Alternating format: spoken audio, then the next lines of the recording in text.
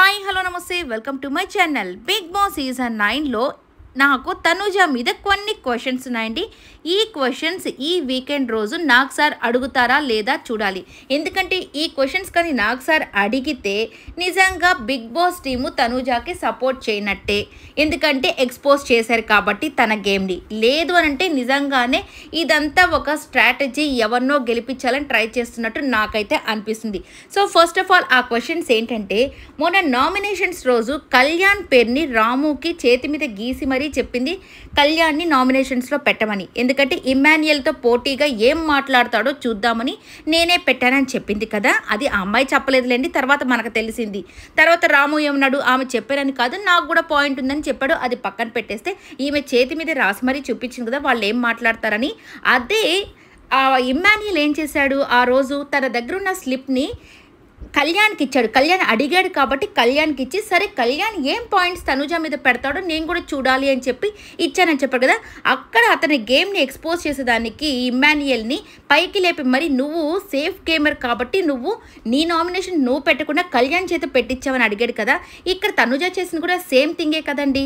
ఇక్కడ ఈ అమ్మాయి ఏం చేసింది, ఈ అమ్మాయి కళ్యాణ్ మీద పెట్టకుండా నామినేషన్స్లో తనని ఉంచకుండా జస్ట్ తన పేరుని రాము చేత రాపిచ్చి వాళ్ళిద్దరు ఇమ్మాన్యుయల్కి కళ్యాణ్కి డిస్కషన్ ఏం జరుగుతుందని చెప్పింది. సో ఇక్కడ ఈ అమ్మాయి చేసి కూడా సేఫ్ గేమే కదా. ఈ క్వశ్చన్ అడుగుతారో లేదో చూద్దాం. నెక్స్ట్ వచ్చేసరికి బర్నీ గారి దగ్గర ఆయన చెప్పిన మాటలన్నిటినీ నామినేషన్స్లో తీసుకొచ్చి ఆయన్ని చాలా మాటలు అనింది కదా. దాని తర్వాత ఆయన కొన్ని క్వశ్చన్స్ కోసం ఇమ్మాన్యుయల్ని మధ్యలో పిలుస్తుంటే ఇదే మీలో ఉండేది, మీరు ప్రతిదానికి ఇమ్మాన్యుయల్ అలాగే దివ్య అని పిలుస్తూ ఉంటారే, మీ మాట్లాడుకోలేరా, మీకు నోరు లేదా అన్నట్టుగా అనింది కదా. ఈరోజు రీతుతో డిస్కషన్ చేసేటప్పుడు ఈరోజో నిన్నో ఆ మధ్యలో ఇమ్మాన్యుయల్ నువ్వు మధ్యలో ఉన్నావు కదా, నీకు తెలుసు కదా అని పిలుస్తుంది. ఈ అమ్మాయి చేసింది రైటా, ఆయన చేసింది రాంగా? రెండు సిచ్యువేషన్స్ బట్టి అక్కడ ఎవరైనా ఉంటే వాళ్ళు ఎవరికి అనుకూలంగా ఉంటారో వాళ్ళు పిలుస్తారు. ఎందుకంటే ఇమ్మాన్యుయల్ని ఆల్మోస్ట్ అందరూ కూడా గొడవల్లో పిలుస్తారు, ఎందుకంటే తను కరెక్ట్గా మాట్లాడతాడని చెప్పి పిలుస్తారు. దాంట్లో బర్నీ గారిది తప్పేముంది? బర్నీ గారిది తప్పు ఉంటేనంటే ఈ అమ్మాయిది కూడా తప్పు ఉన్నట్టే కదా. ఈ క్వశ్చన్స్ ఇంకా ఏదైనా తర్వాత క్వశ్చన్స్ ఉంటే తర్వాత మళ్ళీ మాట్లాడుకుందాం. ఈరోజు గేమ్ గురించి అయితే మాట్లాడేద్దాం. ఈరోజు కూడా గౌరవ్తో మాట్లాడిన పద్ధతి నిజంగా అసలుకి లైవ్లో చూసిన వాళ్ళకి అర్థమవుతుంది అతను నిజంగా బెదిరించేసిందనే చెప్పాలి. సో ఫస్ట్ వచ్చేసి ఆ బ్యాడ్జ్ కోసము తను ఏదో టాస్క్ ఆడింది కాబట్టి ఇక నాకే రావాలి అని చెప్పేసి గౌరవ్ అడిగినా కానీ ఇవ్వకుండా బ్యాడ్జ్ అయితే వేసుకునింది. ఓకే గేమ్ ఆడింది కదా వేసుకునింది. తర్వాత వాటర్ టాస్క్ తను ఆడతానని చెప్పేసరికి అక్కడ ఎంత పెద్ద గొడవ చేస్తుందో నేనే ఆడతాను అని చెప్పేసి మనకు ఎపిసోడ్లో అయితే మొత్తం ఎత్తేసారు. కానీ గౌరవ్ మాత్రం అస్సలు వదులుకోలేదు, నేను ఆడాల్సిందే. రాము తనుజ కోసం అన్ని గేమ్స్ వదిలేస్తున్నాడు.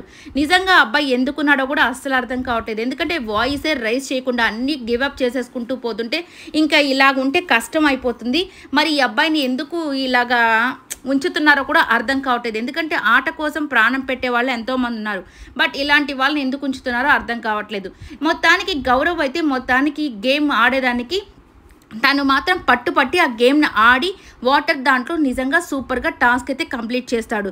తర్వాత పాపం అందరూ కలిసి తనని తీసేస్తారు. చూశారు కదా ఇమ్మాన్యుయల్ తనుజ నిజంగా చాలా మాటలైతే తనని అంటారు, నువ్వేంటి ఆడేది, మేము ఆడాలి కదా అన్నట్టుగా అంటారు. ఏం అబ్బాయికి హక్కు లేదా, అబ్బాయి ఆడకూడదా, అదేంటది లాంగ్వేజ్ రాకపోతే ఇంకన్నిట్లో మీరే తోపుల్లా కాదు కదా. ఇవన్నీ విషయంలో కొద్దిగా ఇమ్మాన్యుయల్ తనుజ అయితే ఈరోజు సరిగ్గా నచ్చలేదు. బట్ చివరికి తను పోరాడి బ్యాడ్జ్ కూడా తీసుకుంటాడు. కానీ ఏమైంది, కంటెండర్ అవ్వకుండా అందరూ కలిసి ఓటేసి తననైతే తీసి పక్కన పెట్టేశారు. అసలు దివ్య సుమన్ శెట్టి గారి పేర్లు ఆల్మోస్ట్ అందరూ అక్కడ పైకి చెప్పనప్పటికీ కూడా కెమెరాలకు వెళ్ళి వీళ్ళే అని చెప్పి చాలామంది చెప్పారు కదా. అయినా వీళ్ళిద్దరిని ఎందుకు ఉంచారు అంటే ఇదంతా బిగ్ బాస్ ఆడించే ఆటలాగే ఉంది.